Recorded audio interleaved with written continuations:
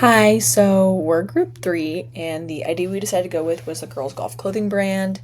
And we couldn't all meet over Zoom today like we did previously, so sorry if this format is a little bit different.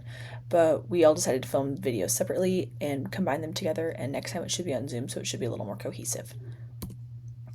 So, the idea we went with is a formative, trendy, young golf centered clothing brand, and it's centered around younger female golfers because there's currently a lack of golf clothing that is targeted towards younger women and that is cute that girls want to wear that are from Gen Alpha to millennial age range.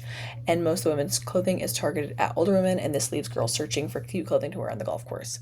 I personally experienced this, especially as a golfer. I've golfed my entire life, and especially when I was younger and there was not really any clothing. It was mostly just boys' clothing or older women clothing. There was nothing for me to wear. And this issue has continued into the age that I am now. And I find tennis clothing that's really cute to wear, but there's nothing that's golf clothing that is super golf appropriate. Because also a lot of golf courses have dress codes, and so I would just really want to make something that is trendy and cute that girls my age and younger and a little bit older would also like to wear on the golf course. Because I think this is a market that is needing attention and we should take advantage of it.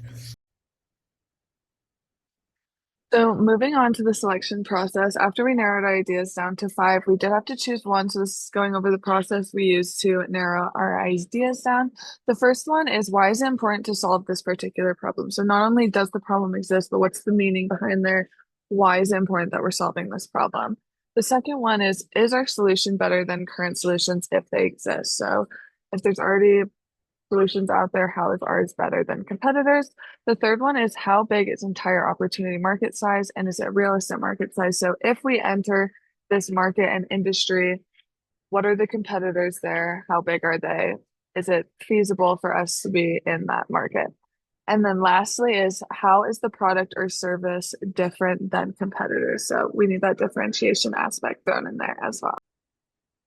All right, so now that we've explained our idea and why we chose it, the slide covers the key leap of faith hypotheses, big assumptions we're making that we'll need to test as we develop this brand. The first one is simple. Do women actually want cuter golf clothes, or are we just projecting our own preferences? This is foundational to our concept. Next, we believe that younger women and girls might gravitate towards this brand because it feels younger and trendier than what is currently out there, but that's something we have to validate with real feedback. Another assumption is about the word trendy. Does it mean the same thing to us as it does to our users? And if we get that wrong, our designs could completely miss the mark. We're also wondering if traditional social media strategies will work for promoting women's golf clothing, since it's not a space that's currently generating a lot of engagement, and that could affect how we market the brand. Finally, we're assuming that users struggle to find good fitting golf clothes.